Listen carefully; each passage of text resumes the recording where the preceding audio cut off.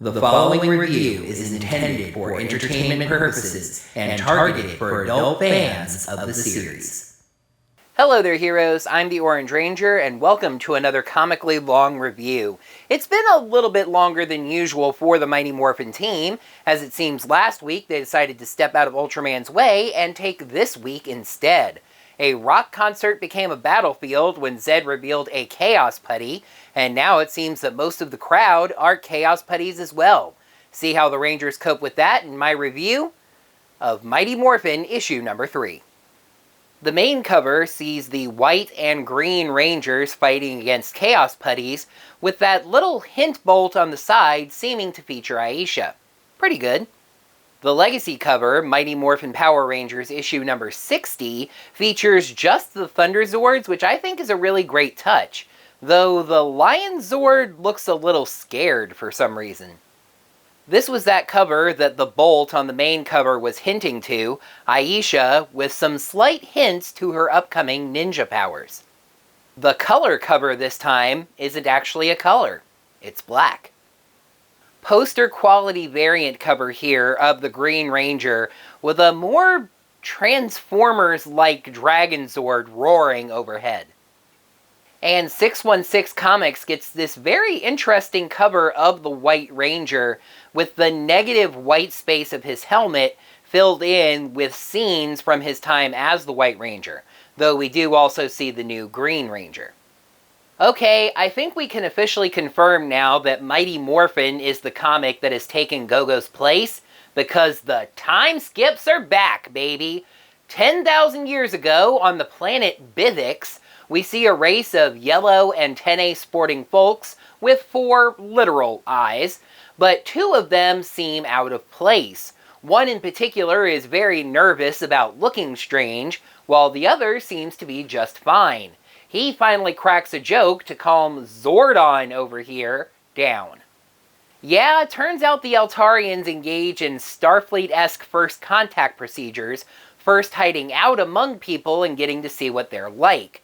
Zordon's partner here is Zartus, and we see he's quite the ambitious fellow. He says his family will be very disappointed if he does not become Supreme Guardian, taking the banner of peace across the galaxy.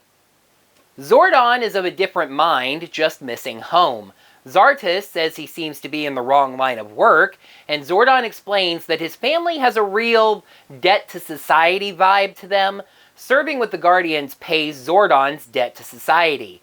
When he's done, he just wants to go home and be a farmer.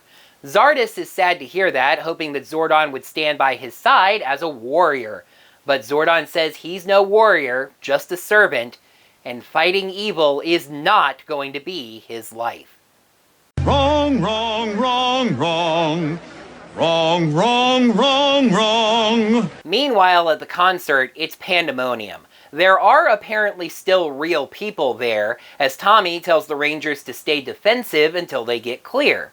Kim decides to fire some defensive arrows. You know, for range. The same way I have a bottle of maple syrup purely for defense against pancakes. As Adam fights and wonders about the process of the transformation, Zed calls the Prime Chaos Putty, telling it to take Adam, saying he'll do nicely. It captures Adam, and Zed says it's time for him to gain some perspective. For really the first time in his tour of duty, the new Green Ranger is getting beaten around. Billy comes in to save them, telling them that their reliance on chaos energy makes them susceptible to the Chaos Putty's attacks. They need to get back to Promethea, and Billy will call Grace with new instructions. And Aisha saw and heard all of that. Tommy starts to call for the Power Blaster, but then gets shot in the back by Adam. The Rangers quickly realize something isn't right, and we see through his green eyes that the Rangers look like monsters to him based on their powers. Though Kim looks more like a bird, and Billy looks a lot more like a bull. Billy says Adam's visual input has been compromised, which Rocky thinks means Adam can't see, but he certainly can. He calls for a group of putties behind him to follow him, meaning he thinks they are the Rangers. Aisha asks for permission to handle this gently, and Tommy says if she can, go for it. She tells Adam he never watches his back. Guess that's why it's her job. Okay, oh my gosh. Lots of times when I use this gag, it's sort of tangential, but this time it's 100% literal. How does Aisha handle the compromised Adam? Boot to the head. Ugh, I knew it. The Rangers, down one and not really handling this all that well before that, decide to retreat. And since this is the comic book and not the TV show, Zed tells Prime to gather the Horde and march on the city. Back at the command center, Aisha asks if Adam will be okay, and Billy says yes after he purges the techno-babble evil energy. Zordon tells the Rangers about the chaos energy, making the putties far more dangerous. Tommy realizes that the putties are taking the city and wants to get back to the action, but Zordon starts to tell him that first they need to be at 100%.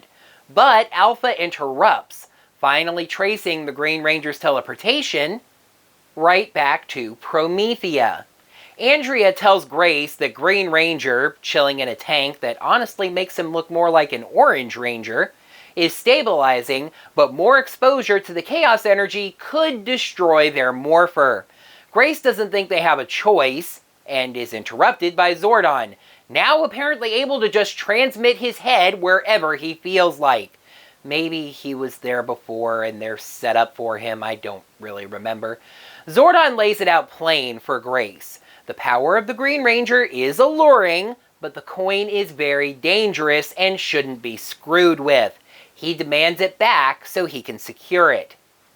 Grace apologizes for taking the coin, but says she did it so humanity could have a say in its own protection. They are on the same side, and right now have a common threat to overcome. He agrees, but says he knows what the coin can do in the wrong hands, and if she doesn't give the coin back after this threat, he'll have the Rangers come take it by force. She tells him that they can discuss it, and if after that he still wants to send the Rangers in, she wishes them the best of luck. Time to check in on Bulk and Skull, featuring the Eltarian spy, Candace. They run from the attack, hiding in an alley, and hit a fence dead end. A putty pursues them, and Skull even tries his training, but this is a Chaos Putty. So, of course, he gets clocked. Bulk starts to surrender, but Candace chucks a trash can at the putty, winning back some of Bulk's respect. She says they're going to hide there and wait for the Rangers to show up. You magnificent bastard, I read your book! Billy has taken care of Adam, who is unconscious. Aisha comes in and asks when Billy was going to tell them. He plays dumb, even as she says she saw him at the concert talking to the Green Ranger. He claims he was trying to get them to join up, but no. Aisha heard the conversation as well. He brushes her off, but she insists. That's how Grace got the coin. Billy gave it to her. She asks how long he's been lying to them. He stays quiet, so she says, fine, let's see what Zordon thinks about all this. That breaks him, asking her to stop and explaining how he helped create the Green Ranger. He says he's been trying to find a way to tell Zordon, but just can't come to the right time or moment or way of doing so. There's not exactly a greeting card for, I stole one of your power coins and secretly helped a shady company make a Power Ranger. Adam wakes up, tabling the conversation for now. Back on the moon, standing outside weirdly, Zed tells the Rangers no more hiding, no more licking their wounds, time to come out and play. Using his staff and the green chaos energy, he makes the prime putty grow. On cue, the Rangers show up, forming the, Thunder Zord, Thunder Mega Zord, and the White Tiger Zord battle mode. So, an epic Zord fight begins, and the issue ends. Come back next time! Well, besides that rather abrupt ending, this was a pretty strong issue. We had some nice action with the concert fight, and I loved the tension between Aisha and Billy. I actually had a really great idea for how that could go that would tie into expanded canon.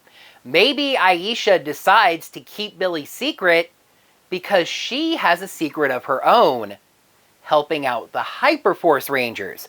Remember, the Hyperforce Rangers are canon to the comic, at least before Shattered Grid. I presented this idea to a few people after reading the comic, and some of them suggested that it might be a little too early in Aisha's time as a Ranger for that to make sense. But remember, in that Hyperforce episode, Aisha used the Griffin Thunderzord, so it was before she had the ninja powers, even though there was a Boogie with the Bear joke in the episode, because of course there was. It was just some time while she had the Griffin Thunderzord. It could be now. I just think it would be really interesting. As was this issue, flawless segue. Mighty Morphin issue number 3 gets a 4 out of 5. Next time on a comically long review, can the Omega Rangers subvert a prophecy of ruin and defeat the Horrid that have invaded their ship? And whose side is Lord Draken on? Find out in my review of Power Rangers number 3. That's going to wrap up another comically long review. Thank you, heroes, so much, as always, for watching. Now that the video's done, you can let me know what you thought of this issue, as well as my review of it, down in the comments below. And while you're down there, make sure you smack that thumbs up button to let me know that you enjoyed this video.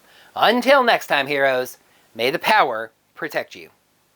Meanwhile, at the concert, it's pandemonium. They are apparently... Billy comes in to save them, telling them that his reliance... Time to check in on Bulk and Skull, featuring the alternative... Now that the video's done, you can let